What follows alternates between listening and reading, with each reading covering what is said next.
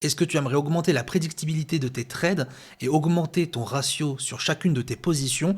Aujourd'hui, je vais te montrer comment j'ai réalisé 1052 $ sur un challenge propre firme en 2 sessions de 1 heure grand maximum.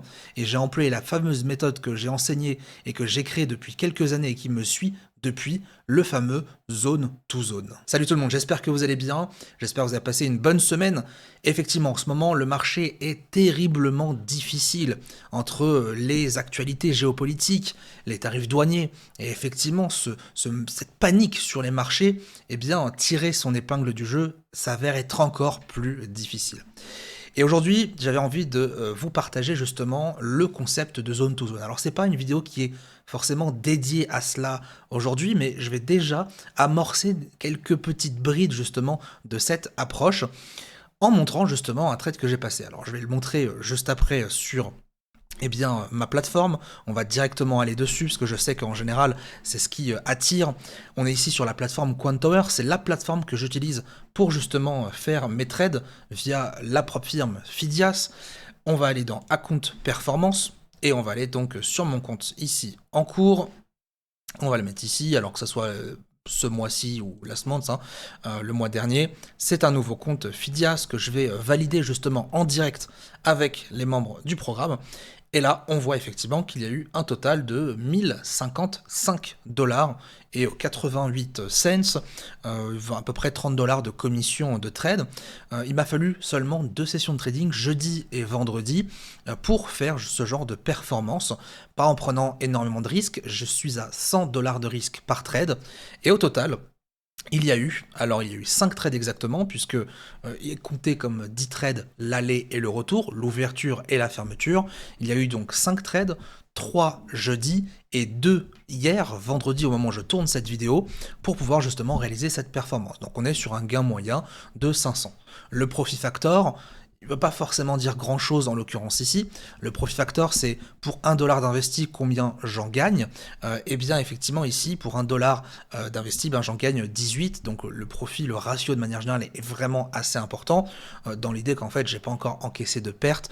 Donc forcément le profit factor et le ratio de manière générale va être vraiment démesuré. Donc c'est pas forcément une statistique qui va nous intéresser, mais c'est vraiment pour montrer encore une fois ici, au-delà d'une photo, eh bien, qu'est-ce qu'on peut en retirer comme performance. Alors dans cette vidéo, justement, on va parler du fameux concept de zone to zone, et juste avant, ce que je vous propose, c'est qu'on voit pendant quelques minutes le trade en direct, parce que je l'ai enregistré. Alors désolé d'avance, la qualité n'est pas forcément au rendez-vous, donc on va faire des petites coupures, et je vais vous montrer étape par étape à quoi je réfléchis. On part à la baisse, on s'apprête à casser à la baisse. Ok, on casse à la baisse, c'est pas mal. Est-ce que je rentre à la baisse? C'est jamais les positions les plus agréables. Maintenant, on est encore dans la trendline. Donc, pour l'instant, RAS. Un trade qui m'intéresserait, c'est du coup cette cassure de la trendline pour aller chercher la prochaine zone de prix. Allez, montre-moi que ça veut bien baisser encore. Allez, go. Je rentre. Je rentre en short sur la bougie. Et on patiente tranquillement. Objectif, pas d'OPR londonien, pas de marché. 565.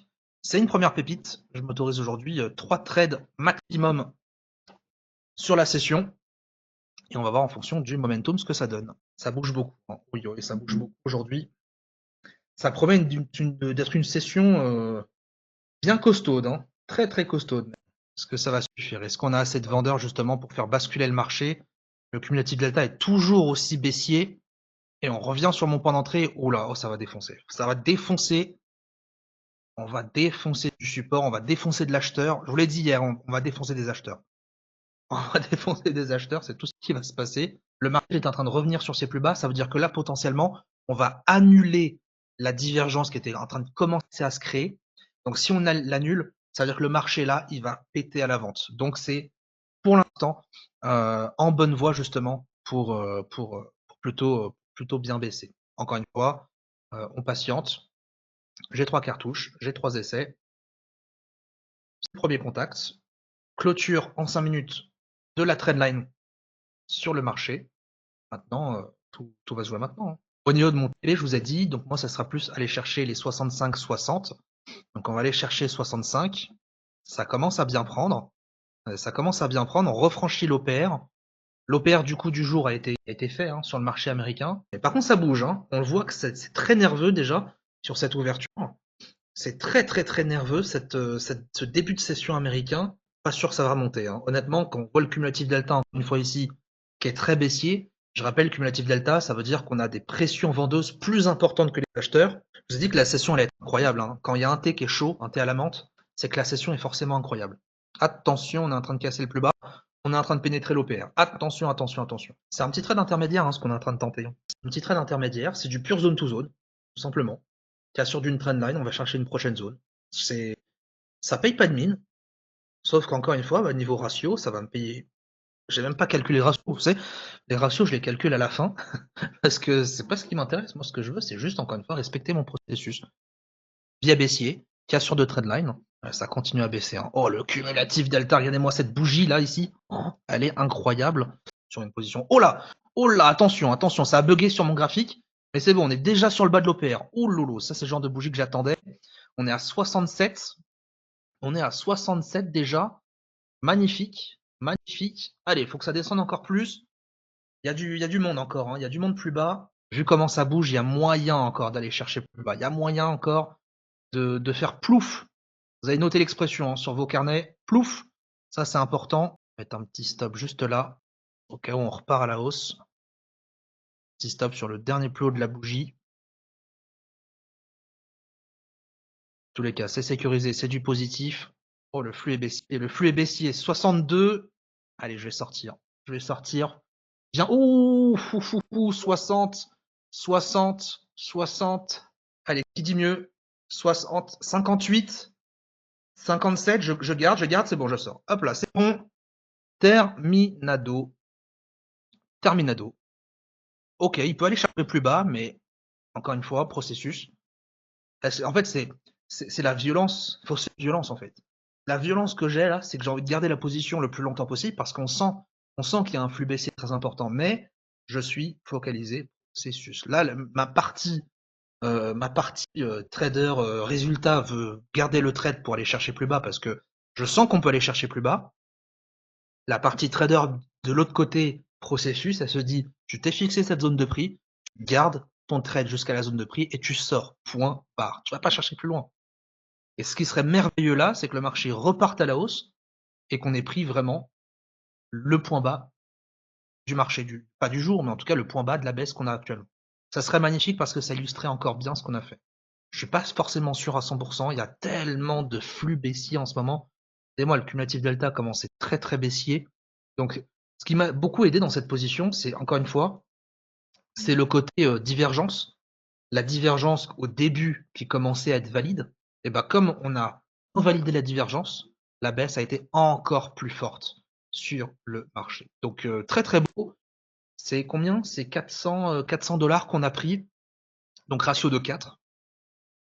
Chapeau, encore une fois, hein, je n'étais pas dans la configuration de forcément prendre ratio de 4, mais c'est ce que euh, ma zone de prix m'a donné. Moi, je suis là juste, je suis un exécutant. En fait. Je suis, quelque part, je suis l'esclave de ma stratégie. Si on peut voir les choses comme ça, je suis l'esclave de ma stratégie.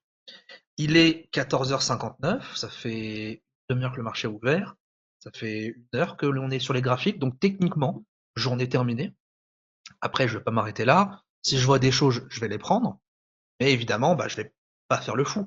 L'avantage maintenant, c'est que comme j'ai sécurisé 4 de ratio, eh ben, je peux perdre 4 fois d'affilée juste après, et du coup, je reviendrai à break-even. Donc, je peux me permettre de tenter quand même un trade en plus. Si je le perds, je repars à ratio de 3. Si je le gagne, peut-être que j'irai encore plus loin dans mes performances. Ça, c'était pour la session du coup de jeudi. C'est le premier trade que j'ai passé sur les 5. Plus tard dans la session, je ne l'ai pas montré, j'ai retenté un trade sur lequel j'ai perdu 50 dollars et j'ai retenté un troisième trade sur lequel j'étais break-even, c'est-à-dire qu'en fait, j'ai rien gagné et j'ai rien perdu. Le marché est parti, puis est revenu chercher mon stop loss que j'ai positionné sur mon point d'entrée. Mais alors, comment concrètement je prends ce genre de petite position? Déjà, premièrement, ce n'est pas des positions que je prends de manière générale. J'ai une méthodologie qui est encore plus complète que cela, mais on avait un plan de trading et avant de compléter le plan de trading, avant qu'on aille chercher la zone principale, eh bien, il m'arrive de prendre des zones de prix, des trades que j'appelle des trades intermédiaires. Des trades intermédiaires, c'est des trades qui vont aller chercher une prochaine zone de prix qui n'est pas prévue dans mon plan, mais qui respecte justement mes stratégies. Et ce qu'on a vu là pour l'instant, c'est un trade justement peint dans le scénario. Pour commencer, en fait, il faut comprendre l'idée du zone to zone. En fait, le zone to zone, concrètement, qu'est-ce que c'est? Le marché, quand on analyse de manière technique, quand on regarde un prix, on a souvent l'habitude de voir un marché qui, donc selon la théorie de dos, fait des plus hauts de plus en plus hauts, fait ensuite des plus bas de plus en plus bas, etc. Le principe d'une hausse ou d'une baisse sur le marché, c'est qu'il va tout le temps évoluer en escalier. Il va jamais partir directement à la hausse avec une très très grosse bougie sur du H4, sur du daily. Et donc, de manière générale, en fait, la hausse se fait vraiment de manière graduée, fractionnée. Moi, ce que j'appelle une hausse en escalier. Et en fait, c'est ces escaliers-là qui vont nous donner justement ici des zones de prix sur lesquelles on va pouvoir potentiellement trader soit une cassure, soit un rebond. Le but du zone to zone, de manière générale, et c'est pour ça que j'ai créé ce concept, c'est vraiment l'idée de trader d'une zone à une autre et de ne pas aller chercher plus qu'une zone supplémentaire. Parce que, tout simplement, si je vais aller chercher jusqu'ici une cassure, admettons, de la zone, je vais acheter la cassure de la résistance, ce qui n'est pas tout le temps conseillé, attention, acheter la cassure d'une résistance peut amener quelques problématiques, comme des fausses cassures et un marché qui se retourne à l'envers. Mais le fait d'aller chercher des zones de prix, si j'achète ici jusqu'à la prochaine zone, me permet d'éviter, si le marché vient taper la prochaine résistance, de repartir dans le sens contraire. C'est exactement, par exemple, ce qui va se passer juste là, où si je prends un ordre de vente, admettons, je refais le schéma, hop, admettons, je vais refaire ce schéma ici, admettons, donc on a ça, c'est parfait, ça casse juste ici, ça pull back, et ça repart beaucoup plus haut vers des plus hauts historiques. Si, admettons, j'ai envie de vendre ici la cassure du support, la problématique qui pourrait se poser, c'est que si je vais chercher un objectif qui est beaucoup plus bas que ce support, eh bien, j'anticipe la cassure du support précédent. Le zone to zone dans l'essence même, l'art du zone to zone, et ceux qui me suivent depuis un long moment le savent déjà, et peut-être vous avez besoin justement de ce rappel, c'est encore une fois de quadriller le marché par des zones de prix et d'aller trouver des points de vente ou des points d'achat dans le sens contraire et de n'avoir qu'un objectif, la prochaine zone de prix. En l'occurrence ici, je vais faire une vente qui va être jusqu'au prochain support, ou à l'inverse, je vais faire un achat, juste là, mais qui va avoir un objectif d'aller chercher la prochaine zone de prix, juste ici, sur la résistance. L'idée encore même du zone to zone, c'est de ne pas brûler les étapes quelque part.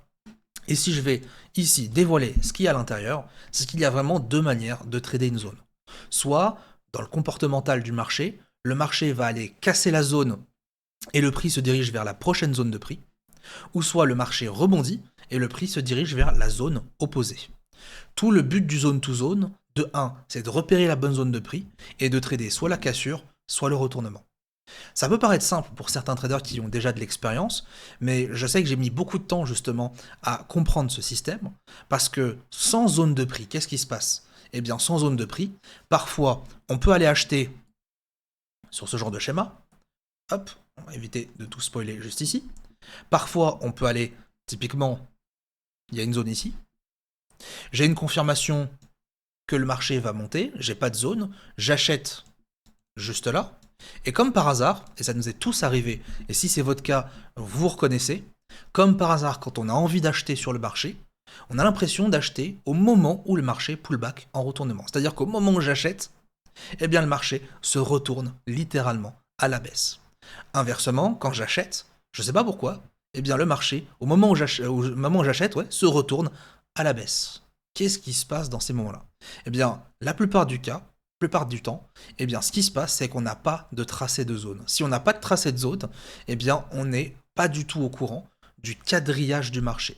Et donc, on peut peut-être acheter la prochaine marche, mais avant que le marché dépasse cette marche-là, eh bien, il suffit d'avoir soit une zone ici de distribution, les acheteurs ici prennent des profits tout en haut de la zone, certains rentrent, certains sortent, et ensuite, on laisse place soit à une potentielle zone d'accumulation, c'est-à-dire des acheteurs qui vont accumuler les positions avant que le marché continue à la hausse, ou alors au contraire, le marché va repartir à la baisse.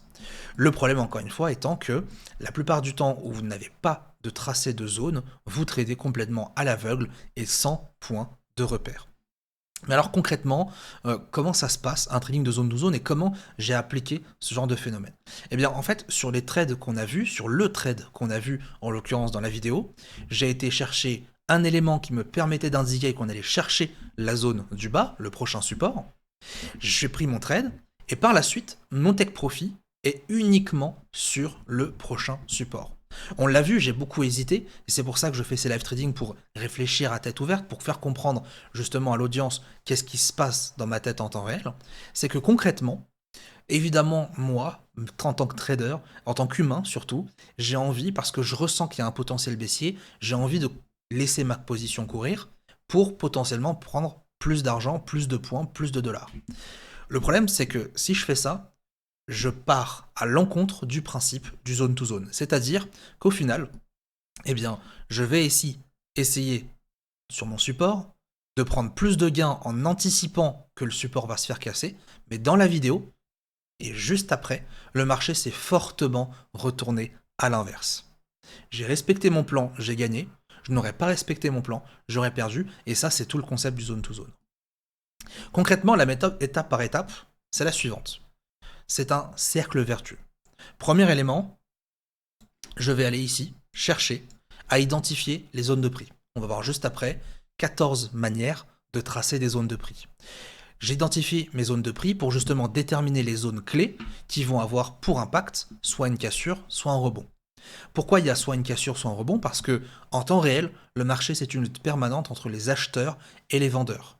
Les acheteurs et les vendeurs agressifs pour être plus précis, c'est-à-dire ceux qui rentrent sur les marchés et pas ceux qui placent des ordres limites. Je fais la distinction pour être un peu plus précis sur le sujet. En l'occurrence ici, je vais chercher à savoir quelles sont les zones de bataille qui vont potentiellement amener une guerre entre les acheteurs et les vendeurs sur un niveau de prix précis. En deuxième temps, deuxième étape, ici, je vais attendre une confirmation. Je vais attendre la confirmation de soit on casse la zone ou soit on rebondit sur la zone. Et dans ce cas-là, le sens de mon trade va être complètement différent. En troisième élément, je vais exécuter mon trade. Je vais avoir une stratégie précise que je vais appliquer sur la zone de prix. Ça peut être n'importe quelle stratégie. Ça peut être de la plus simple comme un croisement de moyenne mobile, chose que je recommande absolument pas parce qu'il y a un temps d'attente qui est beaucoup plus important. Ou alors du plus complexe, ça peut être littéralement sur du carnet d'ordre, sur du footprint, des indicateurs via le volume. Une fois que j'exécute mon trade pour trader le scénario en cours, la cassure ou le rebond, eh bien dans un quatrième point, je vais sortir le take profit sur la prochaine zone de prix. Regardez vos trades, prenez l'intégralité de vos trades et regardez vraiment attentivement sur tous les trades que vous avez passés, quels sont les trades sur lesquels, peut-être sans vous rendre compte, vous avez tradé sur une zone de prix et vous êtes sorti sur une zone de prix. La plupart des trades qu'on fait en anticipant une cassure d'une zone de prix, la plupart, c'est du perdant. Pourquoi? Parce que le marché se retourne au premier contact, encore pour être précis, de la résistance ou du support. Donc ce qui se passe en fait, c'est que si on trade sans zone de prix, on n'est pas capable de savoir à quel moment potentiellement le marché va se retourner. Ça peut être juste des niveaux avec des chiffres ronds, ça peut être juste des niveaux avec des plus hauts et des plus bas, mais sans zone de prix, on perd des repères. J'ai pour habitude de dire qu'en fait, le plus important dans une méthode de trading, c'est pas le timing, c'est pas le point d'entrée, c'est la zone de prix que vous allez trader. Si bien que si vous avez le meilleur timing, mais que le marché en fait continue sans vous, vous aurez beau soi-disant rentrer au meilleur moment, si le marché rebondit pas, si vous prenez un achat sur un point bas, il va pas y avoir de rebond, donc vous perdez de vos positions. En revanche, dans l'autre cas, si vous tradez un support par exemple, et que vous achetez comme un bourrin au contact du support, si le marché rebondit sur le support, peu importe votre timing, que vous êtes rentré à une bougie de retard ou même sans stratégie comme un bourrin au contact, eh bien le marché s'il rebondit, votre trade il est gagnant. Donc en fait on se rend compte avec le temps que la stratégie n'est pas l'élément principal, c'est plutôt bien l'analyse technique, et si je peux être aussi un peu plus précis, l'analyse comportementale du marché. Si vous maîtrisez l'analyse technique et l'analyse comportementale, vous avez un biais d'avance, un edge, un avantage sur le marché, comparé à quelqu'un qui focaliserait tous ses efforts sur l'aspect de la stratégie. Donc le but après, c'est de sortir sur la prochaine zone de prix et de répéter l'opération constamment. Une fois que j'ai terminé mon trade, je repère où le marché peut potentiellement aller sur sa prochaine zone de prix. J'attends une confirmation, j'exécute le trade, stop loss, TP, et ensuite j'attends la prochaine zone de prix. Ce qui est super intéressant en fait avec cette méthode de vision de marché, le zone to zone, c'est que je ne sais jamais vraiment trop à l'avance mon ratio. Je sais que dans tous les cas, ma stratégie me donne 2 à 3 de ratio au minimum. J'ai mon stop loss qui est standardisé, 5 points sur le S&P, dans tous les cas, j'ai le même stop loss. En revanche, c'est qu'à la toute fin que je découvre vraiment le ratio final que j'ai tradé. Dans la vidéo sur le trade, eh bien, je me suis rendu compte à la toute fin que j'avais pris 4 de ratio sur un trade. Pourtant, le trade en lui-même est pas magnifique non plus. C'est une cassure de trendline, il n'y a rien de folichon, ça représente pas non plus, encore une fois, tout mon trading, mais c'est la complexité qu'il y a derrière le zone to zone qui permet, encore une fois, de structurer son approche sur les marchés. Donc, mon TP, il est sur la prochaine zone, que j'ai 3, 4, 5 ou 8 de ratio, c'est le marché qui décide. Je n'ai pas à moi-même à m'en occuper. Et beaucoup de traders, malheureusement, quand ils veulent fixer un objectif, se demandent mais je vais me dire combien de ratio finalement sur ma position. Des fois, il y en a certains, littéralement, ils se disent tous mes TP, c'est 3 de ratio. Mais 3 de ratio, ça correspond à pas grand-chose. Parce que si 3 de ratio, ça anticipe une cassure d'une résistance ou d'un support, qu'est-ce qui prime? Le ratio ou le niveau de prix? C'est toujours le niveau de prix. Donc si le ratio est supérieur à la zone de prix, eh bien en fait ça veut dire que j'anticipe une cassure d'une résistance ou d'un support, peu importe, parce que j'ai décidé que là je prendrais 3 de ratio. Ça, ce n'est pas un trading qui est réfléchi, logique et structuré. Un trading de ce fait doit justement, encore une fois, tenir compte des zones du marché. Parce que c'est sur ces zones de marché que les opérateurs vont batailler. Ils sont pas au courant que toi, Pierre-Paul Jacques, t'as mis un ratio de 3 et t'as décidé que maintenant, le monde doit aller chercher ton ratio de 3. Ce n'est pas comme ça qu'on fonctionne. Et si tu veux avoir une approche plus professionnelle, il faut impérativement chercher les zones de prix. Alors maintenant, si vous demandez, mais alors comment je fais dans ce cas-là pour tracer une zone de prix? Qu'est-ce qui existe comme technique pour tracer les zones de prix? Eh bien, sur le groupe School, dont je vous invite à nous rejoindre, il est complètement ouvert à tous, gratuit, on partage énormément de choses, je vais vous montrer juste après les victoires de la semaine, elles sont incroyables. Eh bien, j'ai partagé un post, pas plus tard qu'il y a quelques jours, eh bien, sur les 14 manières de tracer détecter un support, une résistance. Alors il y en a beaucoup, on part du principe qu'il y a le volume profile, on peut avoir la clôture, on peut avoir le plus haut et les plus bas de la veille, les zones de single print, les bornes du range, la hausse, la baisse, l'OPR de 15 minutes. Si peut-être ça vous dit pas tout, eh bien je vous invite à nous rejoindre et à poser vos questions pour savoir un peu plus en détail à quoi ça correspond. Les chiffres ronds aussi, qui sont à un très très gros niveau psychologique, les niveaux de retracement du Fibonacci, la théorie de dos, les gaps du prix, les zones de liquidité sur le carnet d'ordre. Enfin, il y a énormément de manières. Et moi, ce que je conseille justement, eh bien, via cela, c'est de se focaliser uniquement, je le dis juste ici, sur 3 ou 4 manières, eh bien, de tracer les zones de prix. Ça sert à rien d'avoir 14 manières de tracer les zones de prix. Il en faut 3-4 qui soient identifiables, qui soient facilement prédictibles et qui correspondent, qui aient de la cohérence avec la méthode de trading que vous appliquez. Et ça, c'est encore une fois extrêmement important. Il n'y a pas besoin d'aller faire 10 zones de prix différentes et d'avoir littéralement un graphique qui ressemble à un Picasso. C'est pas le but. Le but, c'est d'avoir un graphique qui respire, sur lequel on a des zones d'une part et d'autre, sur lequel on peut se concentrer. Si je veux être encore même plus précis, si je vais sur mon graphique justement TradingView, on est sur du 4 heures, maintenant je me mets sur du 30 minutes. Voici à quoi le quadrillage de mon marché ressemblait sur la session de vendredi. J'avais effectivement ici en rouge les zones de prix sur de l'intraday, sur du day trading. Et en fait, je me suis complètement calé là-dessus. Si bien qu'encore une fois, si je vais chercher vraiment le zone to zone, eh bien au moment où on allait réintégrer ici cette zone de prix, je savais qu'on allait chercher la zone ici de la VAL, et si on la cassait, on allait chercher ici la zone de la VH. Et si vraiment je veux zoomer, c'est exactement ce qui s'est passé. On a cassé, on a pullback sur le bas de la zone. Hop, pour ceux qui sont encore un peu plus visuels, on peut mettre des zones autour. Chiffre rond VAL, juste ici, ça fait 3 zones de prix juste là. On le voit ici sur mon écran, ça fait 3 zones de prix. Pullback, je vais chercher la prochaine zone, ça c'est un take profit, ça me donne un trade. On pourrait estimer que juste ici, si j'achète sur le pullback, stop loss en dessous de la zone, TP sur la zone, quasiment 3 de ratio. Next. Ensuite, le marché réagit, on le voit, il pull back légèrement dans un premier temps sur la zone, et on casse, et c'est reparti à la hausse. Je trade la cassure de la zone jusqu'à la prochaine zone, juste ici, ratio 3. Et je fais ça 1, 2, 3 fois dans ma session de trading, et ça suffit. Il n'y a pas besoin d'aller chercher 3, 5, 10 000 trades gagnants dans une session. Un seul trade, comme vous l'avez vu, de ratio de 4, permet largement de couvrir du coup les 4 prochaines pertes si jamais il y en a, et de pouvoir continuer à jouer sur un trading de ratio. Concrètement, ce que vraiment que je vous conseille, mettre un peu plus de lumière sur ma tête quand même, mine de rien, vous avez l'habitude de me voir un petit peu dans le noir. Concrètement, ce que je vous conseille, c'est vraiment, encore une fois, d'énormément miser sur l'analyse technique et l'analyse comportementale.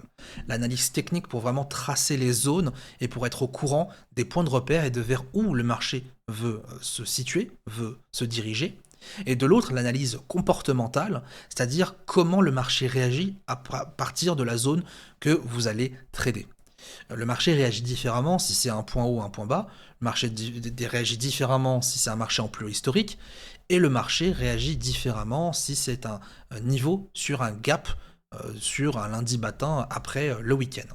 Concrètement, le zone to zone, c'est la méthode que j'ai créée qui me suit encore une fois depuis des années et qui me permet de me repérer sur les prix et de ne jamais être perdu. Concrètement, c'est ma boussole et ça me donne vraiment à chaque fois où est mon TP théorique et c'est là où je vais chercher des ratios assez importants. C'est pas anodin, si je peux faire des ratios 3, 4, 5, 6 de manière régulière, c'est parce qu'encore une fois, je vais chercher la prochaine zone de prix. Si ça vous intéresse, je vous ai mis un lien juste en bas dans la description pour prendre un appel avec moi. Ensemble, on va justement prendre un temps pour savoir, faire un profilage de votre trading, savoir qu'est-ce que vous faites, savoir aussi votre personnalité. Je vais vous aider justement pendant cet appel. Et si éventuellement je peux vous aider d'aller plus loin, je vous proposerai justement de nous rejoindre sur l'accompagnement, un accompagnement de 6 mois pour vous perfectionner dans votre trading, accéder à du capital via les challenges propres firmes et justement faire vos premiers payouts. Si c'est déjà le cas, d'aller chercher des gros montants sur des payouts. On a justement un outil, un levier extrêmement important en tant que trader indépendant et il faut en profiter. Merci à tous et je vous souhaite un excellent week-end. Si vous avez la moindre question, n'hésitez pas à la poser dans la section commentaires et j'y répondrai avec plaisir. Ciao ciao.